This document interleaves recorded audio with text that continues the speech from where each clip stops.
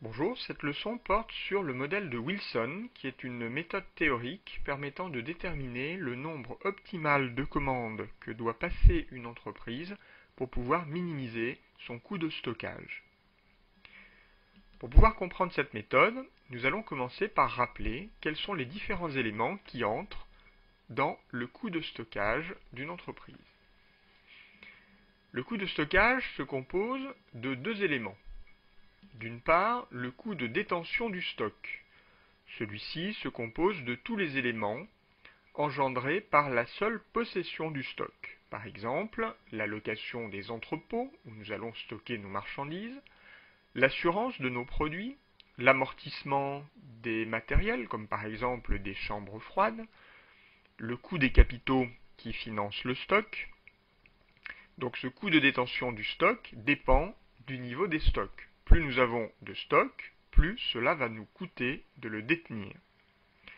Par conséquent, mathématiquement, nous pouvons dire que le coût de détention du stock sera égal au stock moyen possédé par l'entreprise multiplié par un taux de détention. Ce taux de détention exprimant le coût de détention du stock pour 100 € de stock pendant un an. Par exemple, si nous avons un taux de détention de 5%, cela signifie que si nous détenons un stock de 100 € pendant un an, eh bien cela va nous coûter 5 € de coût de détention. La deuxième composante du coût de stockage est le coût de lancement des commandes. Ce coût de lancement est engendré chaque fois que l'entreprise va passer une commande à ses fournisseurs. Donc il se compose par exemple du coût de fonctionnement du service approvisionnement, donc les timbres que nous allons utiliser pour passer nos commandes, les frais de téléphone, le salaire des employés responsables des commandes, les frais d'éclairage, de chauffage des bureaux. Et ce coût dépend donc du nombre de commandes passées. Plus le nombre de commandes passées sera important, plus le coût de lancement des commandes sera élevé. Nous pouvons mathématiquement exprimer ce coût de lancement de la manière suivante, en disant qu'il est égal au nombre de commandes passées multiplié par le coût de lancement d'une commande. Par conséquent, le coût total de stockage sera égal à la somme du coût de détention et du coût de lancement. Alors, notons au niveau du vocabulaire que parfois le coût de détention des stocks est appelé coût de possession des stocks et le coût de lancement des commandes est parfois appelé le coût de passation des commandes.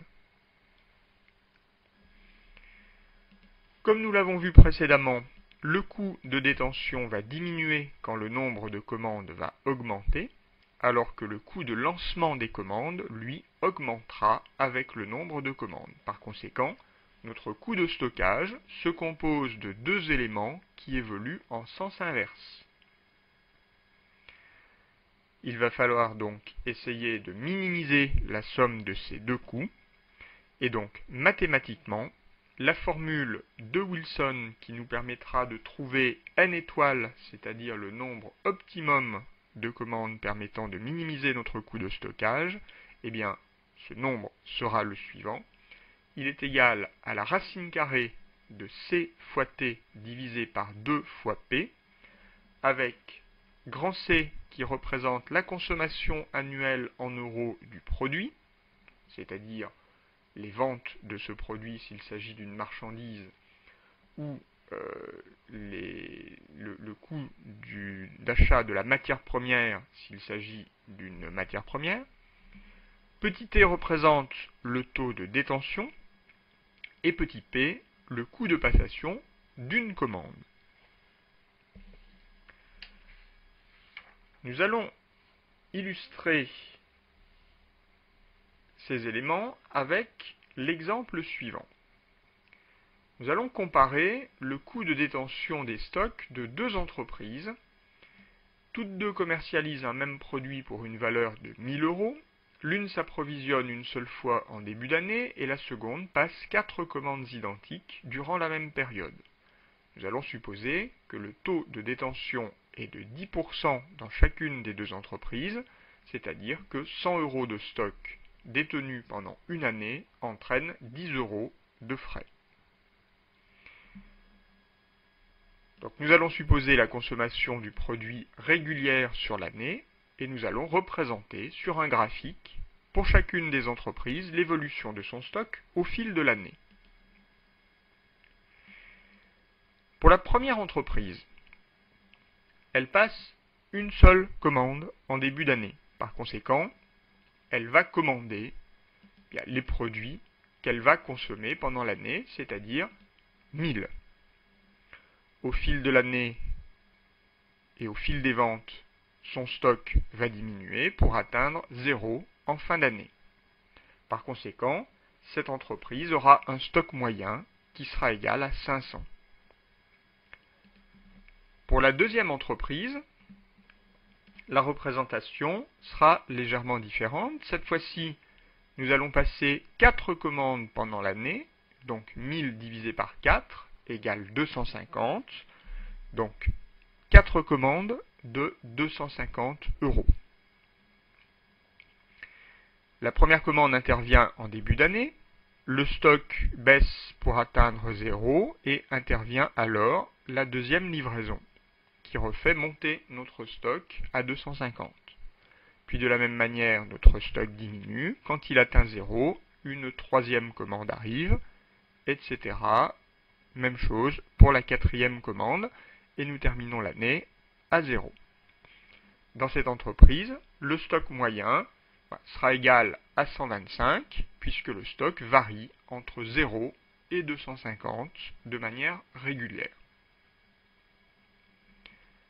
À partir de ces observations, nous pouvons en déduire une expression du coût de détention. En effet, nous pouvons dire que le stock moyen est égal à la consommation divisé par 2 fois le nombre de livraisons. Nous pouvons le vérifier dans le premier cas, le nombre de livraisons est égal à 1, la consommation est égale à 1000, et donc 1000 divisé par 2 fois 1 est bien égal à 500, qui était le stock moyen mis en évidence dans le graphique. Nous pouvons également le vérifier avec notre deuxième exemple. La consommation est toujours de 1000, mais cette fois-ci le nombre de livraisons s'élève à 4, et donc 1000 divisé par 2 fois 4, c'est-à-dire 8, nous donne bien 125. Une fois le stock moyen connu, eh bien, il nous suffit de le multiplier par le taux de détention pour obtenir le coût de détention. Par conséquent, nous pouvons donc écrire que notre coût de détention sera égal au stock moyen, c'est-à-dire C sur 2N, multiplié par T, qui est donc le taux de détention. Ces observations faites, nous pouvons appliquer nos formules dans l'exemple suivant. Votre entreprise estime à 12% le taux de possession de son stock. La consommation annuelle de la référence HJ708 représente 78 000 €, c'est-à-dire 2600 produits à 30 €. La valeur de chaque livraison ne saurait être inférieure à 10 000 € pour bénéficier des remises consenties par les fournisseurs aux professionnels. L'étude du coût du service approvisionnement de l'entreprise permet d'estimer à 270 € le coût de lancement et de suivi d'une commande. Première question, quel est le nombre maximum de livraisons? Eh bien, nous devons commander pour 78 000 € sans que nos livraisons soient inférieures à 10 000 €. Cela signifie que le nombre maximum de livraisons sera de 7, puisque si nous commandions 8 fois dans l'année, la commande s'élèverait à 78 000 divisé par 8, c'est-à-dire 9 750 €, et serait donc inférieure à 10 000 €. Dans ce cas-là, nous ne pourrions pas bénéficier des remises consenties par nos fournisseurs. Deuxième question. Dans chacune des hypothèses, c'est-à-dire entre 1 et 7 commandes, nous allons calculer le coût de stockage. Donc ce coût de stockage sera obtenu par addition du coût de détention et du coût de lancement. Pour calculer le coût de détention, nous avons vu précédemment que nous avions besoin du stock moyen. Nous allons donc commencer par le calculer dans chacune des hypothèses. Notre consommation, dans notre exemple, s'élève à 78 000 €. Donc, dans la première hypothèse, nous divisons ce chiffre par 2 fois n, c'est-à-dire 2 fois 1, et donc 78 000 divisé par 2 nous donne un stock moyen de 39 000. Dans la deuxième hypothèse, 78 000 divisé par 2 fois 2 nous donnera 19 500, et nous pouvons raisonner de la même manière pour chacune des autres hypothèses.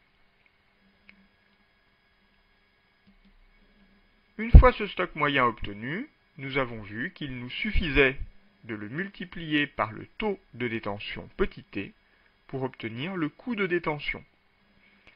Ici, dans notre exemple, le taux de détention est estimé à 12%. Par conséquent, il nous suffit de multiplier notre première ligne par 12% pour obtenir le coût de détention. Ainsi, 39 000 fois 12% nous donne 4 680. 19 500 fois 12% nous donne 2 340. Et de la même manière, nous calculons le coût de détention pour les autres hypothèses. À ce coût de détention, nous allons devoir ajouter le coût de lancement des commandes. Ce coût de lancement est égal au coût de lancement d'une commande, 270 €, multiplié par le nombre de commandes. Dans notre premier exemple, 270 fois 1 égale 270. Ensuite, 270 fois 2 égale 540. Et nous pouvons compléter, sur le même modèle, les autres hypothèses. Une fois le coût de détention obtenu ainsi que le coût de lancement, nous pouvons les ajouter pour obtenir le coût total de stockage. Dans la première hypothèse, 4680 plus 270 nous donnera 4950. Dans la deuxième hypothèse, 2340 plus 540 nous donnera 2880. Et de la même manière, nous pouvons terminer notre tableau. Nous nous apercevons alors que c'est pour un nombre de commandes égal à 4 que notre coût total sera minimum, en l'occurrence 2250 €. Par conséquent, nous pouvons en conclure que nous devons passer 4 commandes dans l'année pour minimiser notre coût de stockage. Retrouvons enfin ce même résultat en appliquant la formule de Wilson. Cette formule nous dit que le nombre de commandes est égal à Ct divisé par 2 fois P. Ici, notre consommation est égale à 78 000 €. Le taux de détention est égal à 12%, donc 0,12, et nous divisons par 2 fois P, c'est-à-dire 2 fois 270. La calculatrice nous donne petit n est égal à 4,16. Bon, comme nous n'allons pas être livrés d'une portion de livraison, nous allons arrondir ce chiffre à 4 livraisons et nous retrouvons donc bien la valeur obtenue dans le tableau précédent. Par conséquent, nous pouvons très rapidement utiliser la formule de Wilson pour retrouver ce qu'un tableau plus long nous permettrait de calculer également.